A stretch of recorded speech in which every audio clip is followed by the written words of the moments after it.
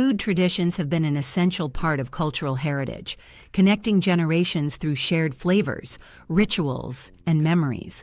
Over time, however, some once-beloved foods have quietly slipped away from our tables as tastes, lifestyles, and social norms evolved. Let's take a look at 12 delicious food traditions that we've left behind and explore why they faded from modern culinary culture. Number 1. Gelatin molds. Gelatin molds were iconic dishes, especially during the 1950s and 1960s, representing a fusion of innovation, convenience, and the influence of post-war food manufacturing. These culinary creations were more than just food. They were an expression of post-war prosperity, as refrigerators became more widespread and processed foods like Jell-O became household staples. Gelatin molds were a hit at social gatherings, partly because they were eye-catching and customizable. The molds ranged from sweet to savory and allowed creative flexibility. For example, housewives could incorporate a variety of ingredients, such as fruits, vegetables, seafood, or meats, into clear gelatin for an intricate visual effect. One reason gelatin molds gained popularity was their perceived sophistication. Housewives and home cooks, inspired by advertisements and cookbooks, saw gelatin molds as elegant and modern. These dishes offered a playful challenge as well, since creating a perfect gelatin mold required careful layering, attention to timing, and sometimes even structural support to hold various ingredients in place. The dishes came to represent a bit of showmanship in home cooking. Each mold was a centerpiece and conversation starter at parties. The success of gelatin molds also links to the cultural focus on efficiency and economy.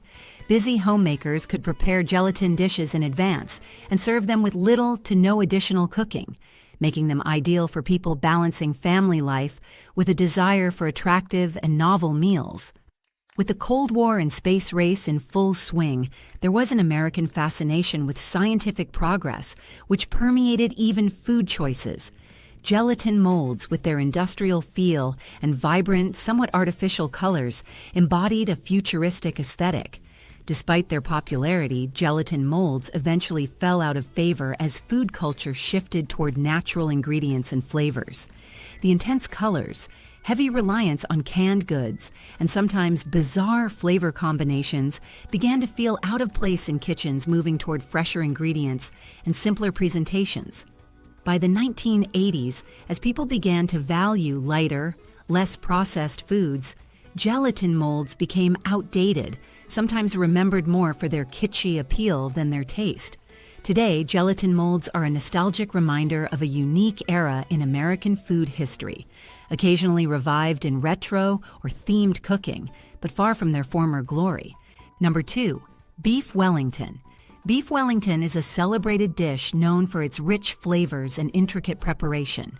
Traditionally, it consists of a beef tenderloin coated in pâté, typically foie gras, and a mushroom duxelle, which is a finely chopped mushroom mixture cooked down with herbs and spices. This wrapped filling is then encased in puff pastry and baked to a golden perfection. Originally inspired by French culinary techniques, the dish gained fame in Britain, particularly named after Arthur Wellesley, the Duke of Wellington, although the connection is somewhat debated. This elaborate preparation was likely symbolic of the Duke's luxurious lifestyle and his celebrated victories, making it a dish associated with prestige and opulence. Beef Wellington became popularized in mid-20th century American cuisine, seen as a pinnacle of sophisticated cooking, often served at formal gatherings, weddings, and holiday dinners. However, the labor-intensive nature of beef Wellington made it a challenge for home cooks. Each layer of the dish requires individual care. The beef must be perfectly seared and seasoned, the duxelles need to be flavorful but not too moist, and the puff pastry should bake to a crispy finish without becoming soggy. Mistakes at any stage could compromise the entire dish, which has deterred many from attempting it at home. Beyond its culinary difficulty, beef Wellington's reputation for indulgence in ingredients has contributed to its decline in popularity. Beef tenderloin is one of the most expensive cuts, and foie gras adds another costly element, making it a dish often reserved for special occasions. Modern food trends, favoring simplicity, freshness, and affordability, have further moved the dish from the everyday table to high-end restaurant menus. Some chefs have reinvented beef Wellington using substitutes for the foie gras, or varying the mushroom filling, aiming to update the classic with a contemporary twist that respects its history, but aligns with lighter, more health-conscious dining trends. Number 3. Tomato Aspic. Tomato aspic, a savory gelatin dish popular in mid-20th century America, was a staple of social gatherings and formal luncheons. This chilled, tomato-flavored mold typically featured tomato juice or canned tomato soup as its base, which was then gelatinized to create a firm yet jiggly texture. Known for its bright red color, tomato aspic was often set in elaborate molds and garnished with parsley, olives, or stuffed celery for an elegant presentation. Its flavor profile was distinctly savory and sometimes slightly acidic, making it a unique and refreshing addition to rich meal spreads. The appeal of tomato aspic lay in its adaptability and the way it balanced flavors. It could be enhanced with various spices, like celery salt, Worcestershire sauce, or hot sauce, to deepen the flavor. Some recipes called for the addition of vegetables like chopped celery, peppers, or onions to add texture. For an even more sophisticated twist, some cooks included shrimp or other seafood, transforming the dish into a more luxurious offering. Unlike its sweeter gelatin counterparts, tomato aspic served as a side dish or appetizer, often accompanied by mayonnaise or cream cheese. Tomato aspic gained popularity during a time when preserving freshness was a priority. The 1950s and 60s saw a fascination with gelatin-based dishes due to their ability to preserve ingredients and flavors. Aspics were seen as an innovative solution for utilizing canned and processed foods, which were booming in post-war America. The dish also reflected a trend toward convenience, as it could be prepared in advance, allowing hosts to focus on other parts of the meal. It appealed to home cooks seeking creative ways to add color and structure to buffet tables, embodying a sophisticated aesthetic of mid-century cuisine. However, the appeal of tomato aspic declined sharply by the 1980s as American tastes shifted towards fresh, unprocessed ingredients and more natural presentations. The slightly artificial texture and savory gelatin consistency became outdated as culinary trends moved away from highly processed foods. Today, tomato aspic is more of a nostalgic nod to past dining styles, with only occasional appearances at retro-themed dinners or southern events that honor traditional recipes. Number 4. Fondue. Fondue, a dish originating from the Swiss Alps, became a global sensation in the 1960s and 70s, symbolizing both communal dining and a sense of sophistication. Traditionally, it's prepared with a blend of melted cheeses, such as Gruyere and Emmental, combined with wine and seasoned with garlic and kirsch, a cherry brandy, served in a communal pot called a caquelon. The mixture is kept warm over a small flame, and diners dip cubes of bread into the melted cheese using long forks. Fondue was originally born out of necessity. Swiss villagers needed to stretch limited resources during winter months, and melted cheese provided a way to repurpose stale bread and hardened cheese, transforming them into a hearty meal. Fondue became incredibly popular in the United States as it represented a fun, interactive dining experience perfect for social gatherings. This popularity grew as it aligned with the melting pot idea of blending cultures, as fondue was adapted to include other ingredients like chocolate for dessert fondues and hot oil or broth for cooking meat. These adaptations gave rise to different variations, including fondue bourguignon, where meat is cooked in hot oil, and chocolate fondue, popular for dipping fruits and sweets. Part of fondue's charm lay in the rituals and etiquette associated with it. There were rules like the playful tradition that if a person's bread cube fell off the fork into the pot, they might owe the table a drink or face a light-hearted penalty, adding to the meal's social engagement. However, fondue's decline can be attributed to several factors, As the 1980s emphasized fast, convenient foods, the slow-paced nature of fondue became less practical for busy families. The trend also faded as American culinary interests expanded, embracing a broader variety of international cuisines and a focus on health-conscious eating that often avoided rich, high-fat foods like melted cheese. Although fondue has lost its mainstream appeal, it still holds a nostalgic charm and is often featured in specialty restaurants or for themed events. The dish has also seen minor revivals as people return to communal dining and slower food traditions, enjoying the relaxed, interactive aspect of cooking and eating together. Number 5, Ambrosia Salad. Ambrosia Salad, a Southern classic in American cuisine, has roots in the early 20th century and became especially popular during the mid-1900s, often served at holiday gatherings and family reunions.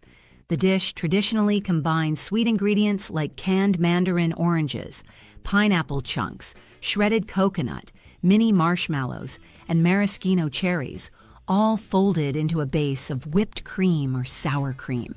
Some versions also add grapes, bananas, or even pecans for added texture. The sweetness, variety of textures, and the tropical flavors make ambrosia salad a memorable dish that stands out from typical desserts or fruit salads. One reason for ambrosia salad's popularity, particularly in the 1950s and 60s, was its simplicity and visual appeal. Canned fruits and marshmallows were convenient and inexpensive ingredients that homemakers could use without much preparation. This ease of assembly made it a go-to dish for potlucks, where it could be quickly prepared and easily transported. Its bright colors also added a festive touch to any table, especially during the holiday season when traditional American tables lean toward heavy, savory dishes. The light, fluffy texture of ambrosia salad offered a refreshing contrast and became associated with Southern hospitality and warmth. Ambrosia salad has its origins in Greek mythology. The term ambrosia means food of the gods, which adds to the dish's allure. In the American South, where it became deeply rooted, ambrosia salad represents a unique blend of nostalgia and family tradition, with many families passing down their versions of the recipe across generations. The dish's popularity has waned in recent years as people move away from heavily processed ingredients like canned fruits and marshmallows. However, it still appears occasionally at retro-themed gatherings or in culinary explorations that celebrate vintage American food trends. Despite its decline in mainstream popularity, ambrosia salad remains a symbol of mid-century Americana. Its role in Southern culture continues, and in some communities, it still makes an appearance at holiday meals, keeping the memory of a simpler era alive. Number 7, Sardine Sandwiches. Sardine sandwiches were once a widely accepted, affordable, and nutritious staple, especially during the early to mid-20th century. Sardines, known for being rich in omega-3 fatty acids, protein, and essential vitamins like B12 and D, provided a quick, accessible way to add a flavorful punch to meals, especially in economically challenging times. Canned sardines were a pantry staple because of their long shelf life, low cost, and high nutritional value. Paired with bread, sardine sandwiches became a popular choice for workers, students, and anyone looking for a fast yet filling option. The preparation of sardine sandwiches varied regionally, with some recipes including ingredients like mustard, mayonnaise, onions, or pickles to balance the fish's strong, briny taste.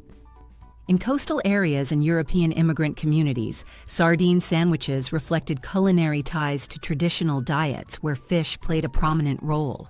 Recipes also sometimes incorporated freshly chopped herbs, vinegar, or even a squeeze of lemon to cut through the natural oiliness of the sardines, making the sandwich even more appealing to those hesitant about the strong flavor. One reason sardine sandwiches fell out of popularity in the United States was a general shift away from foods with pronounced flavors, particularly those associated with the fishy taste of sardines. As processed foods became more common and as fast food chains rose to prominence in the 1950s and 60s, American palates shifted toward blander, more uniform flavors. Sardines, with their intense taste, did not fit the trend, and sandwiches made with this small fish were eventually replaced by options featuring ingredients considered less challenging to the average palate, like turkey, ham, and chicken.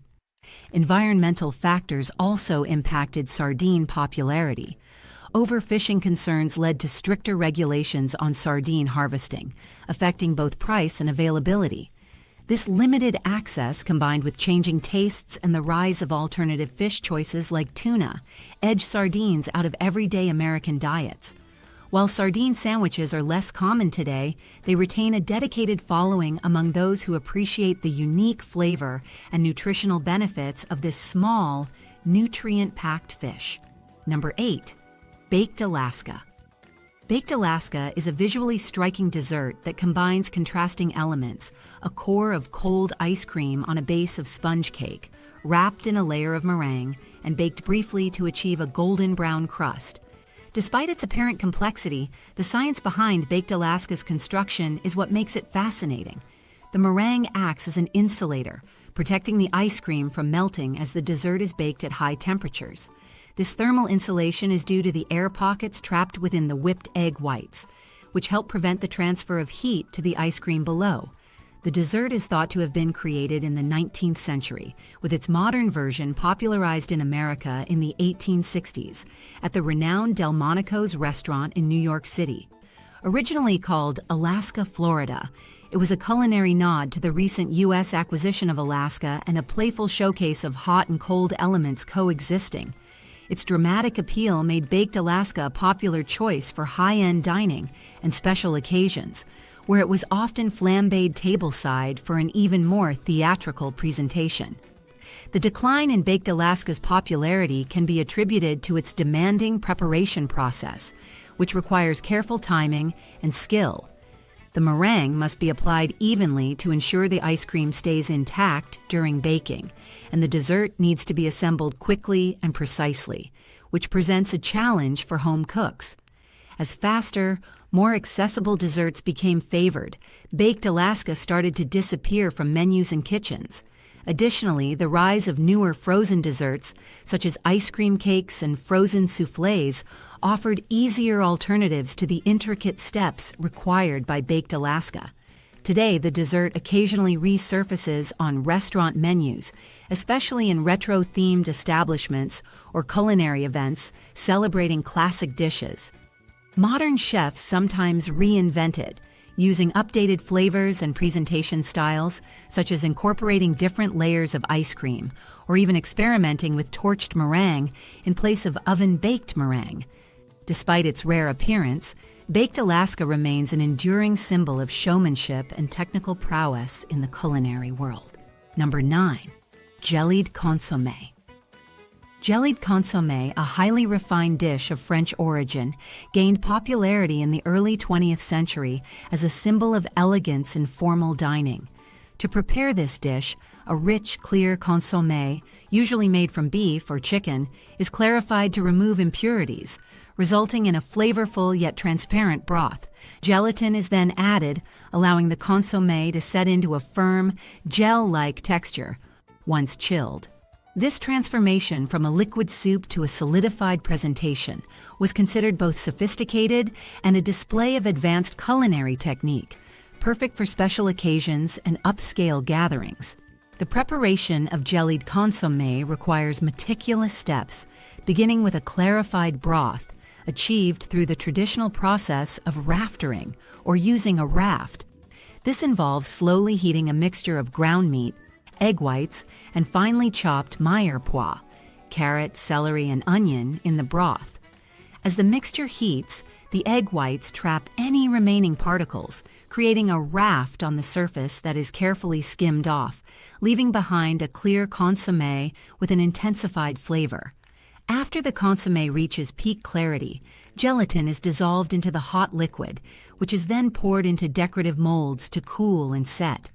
This dish was commonly garnished with finely diced vegetables, truffles, or a delicate slice of meat or seafood placed within the mold before chilling, creating a visually appealing centerpiece when served. Jellied Consome was often served as a starter at banquets or lavish dinners, as the firm, shimmering appearance made it an attractive addition to a formal table setting. Over time, Jellied Consome lost favor as culinary trends shifted toward heartier and more straightforward presentations. Its labor-intensive process and the preference for warm, comforting soups made it impractical for everyday cooking.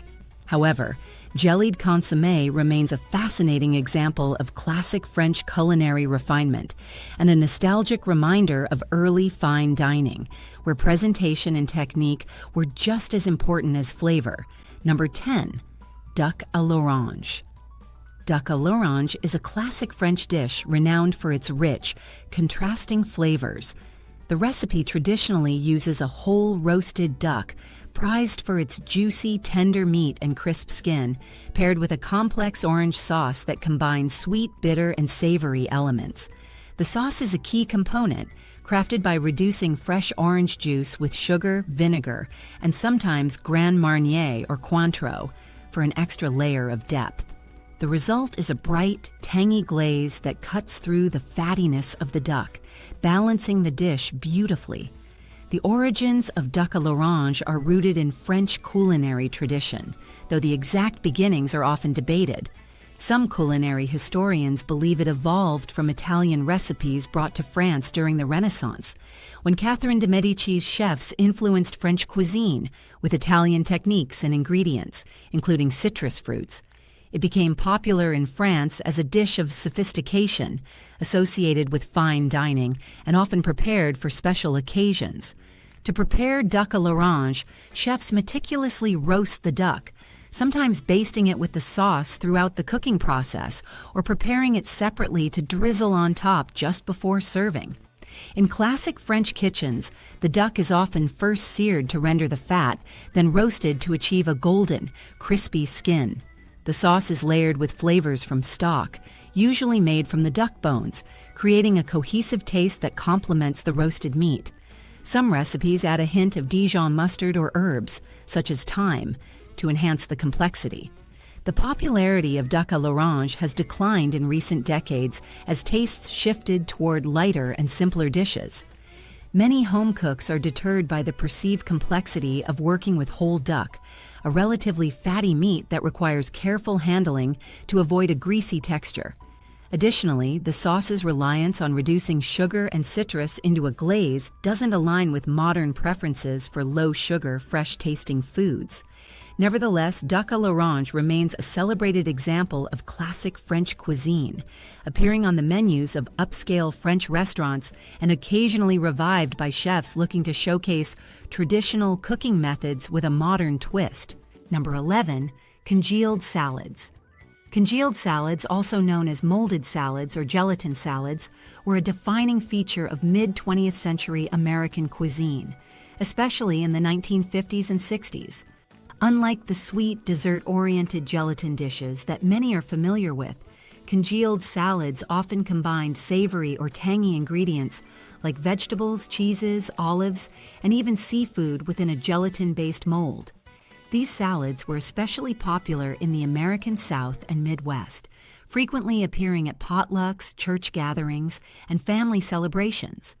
A hallmark of these congealed salads was their use of unflavored gelatin mixed with various liquids, such as tomato juice, broth, or vinegar, to create a base. This gelatin mixture was then filled with colorful, contrasting ingredients, ranging from celery, olives, and bell peppers to grated carrots and radishes, giving the salad a layered mosaic effect when sliced. The mix of textures, crisp vegetables suspended in a firm, jellied structure, was part of what made these salads unique, both visually and in terms of mouthfeel. The molded salads were then chilled and set in distinctive ring or flower-shaped molds, adding a decorative element that made them centerpieces on many dining tables. Congealed salads became widely popular due to the post-World War II fascination with convenience foods and the novelty of creating visually striking dishes that could be made in advance. Home economics books of the era encouraged homemakers to use these salads as a practical way to showcase creativity, while keeping preparation times low. Processed foods like canned vegetables, mayonnaise, and cream cheese often found their way into these salads as they added richness and contrasting flavors to the gelatin. However, the popularity of congealed salads began to decline by the late 1970s as American palates evolved towards fresher and less processed foods. Many people started to view the rubbery texture of gelatin combined with savory ingredients as unappealing, especially as health trends began to emphasize the importance of fresh produce and natural flavors.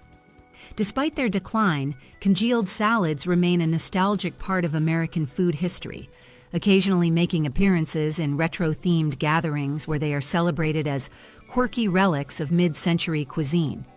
Number 12. Boiled dinner.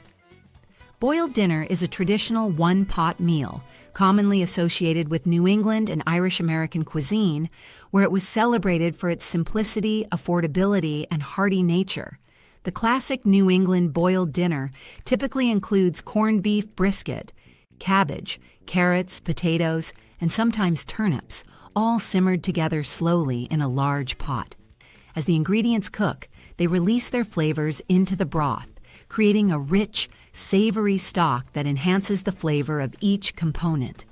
Traditionally, this meal is served with coarse mustard or a dash of vinegar, adding a touch of acidity to balance the richness of the beef. This dish has roots in 19th century Ireland, where boiled bacon was a staple meal for families of limited means. When Irish immigrants came to America, they adapted the recipe using corned beef, which was more accessible and affordable in their new communities. Over time, this adaptation became a staple, especially around St. Patrick's Day, when it evolved into a symbol of Irish American heritage. The appeal of boiled dinner lay in its efficiency and convenience. With minimal preparation and only a single pot to manage, it allowed families to cook a large, nourishing meal with little active effort. As each ingredient cooked at the same time, the dish also saved fuel and resources, making it an ideal meal during periods of economic hardship. The long simmering process softened the root vegetables and meat to a tender consistency, which was particularly appealing in colder climates where hearty meals were necessary to sustain energy. However, boiled dinner's popularity has waned, partially due to changing food preferences. The heavy, starchy ingredients are often seen as outdated in a culture increasingly focused on lighter and more diverse flavors. The long cooking time, too, has made it less practical in modern kitchens, where quick meals are often preferred. Today, while boiled dinner is still prepared in some households, it mostly makes appearances on holidays or in communities that celebrate traditional Irish American culture.